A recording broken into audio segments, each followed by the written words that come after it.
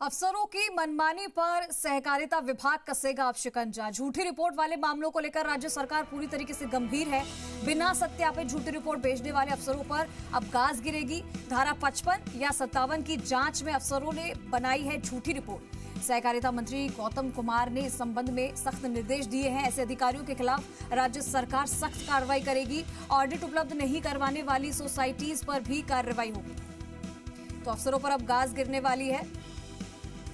आशीष चौहान चलिए हमारे साथ जुड़ गए, हमारे सहयोगी ज्यादा जानकारी के लिए सीधा रुकाएंगे। आशीष, झूठे रिपोर्ट देने वाले मामलों को लेकर राज्य सरकार पूरी तरीके से गंभीर है। इसको लेकर कैसे जांच के दायरे में सभी आएंगे, कैसे एक्शन लिया जाएगा उन अफसरों पर जो झूठी रिपोर्ट भेजेंगे?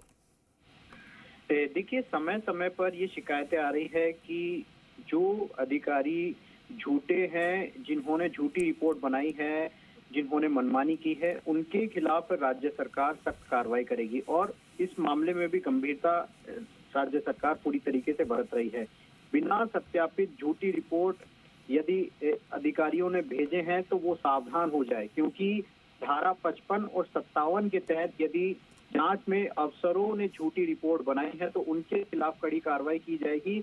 सहकारिता मंत्री गौतम कुमार दत्त ने इस संबंध में सख्त निर्देश दे दिए हैं और राज्य सरकार पूरी तरीके से गंभीर है, क्योंकि पिछले दिनों समय समय पर ये शिकायतें सामने आई है कि अधिकारियों ने झूठी रिपोर्ट दी है। और इसके साथ साथ ऑडिट उपलब्ध नहीं करवाने वाली सोसाइटियों पर भी शिकंजा कसा जाएगा। यानी आने वाले दिनों में सहकारिता विभाग में लगातार जो शिकंजा है वो कसा जाएगा और मनमाने और झूठ अब अधिकारियों के नहीं चलेगी। उनके खिलाफ राज्य सरकार पूरी तरीके से गंभीर है।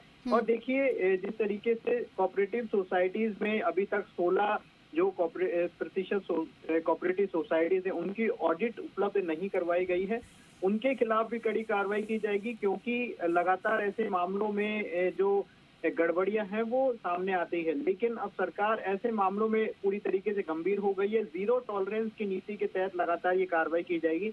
यानी आने वाले दिनों में ऐसी सोसाइटीज के नाम भी सामने आएंगे और ऐसे अधिकारियों के नाम भी सामने आएंगे जिन्होंने झूठी रिपोर्ट पेश की है, और उनके खिलाफ राज्य सरकार पूरी तरीके से गंभीर कार्रवाई करेगी। जी ठीक है आशीष, बहुत शुक्रिया आपका इस तमाम जानकारी के लिए।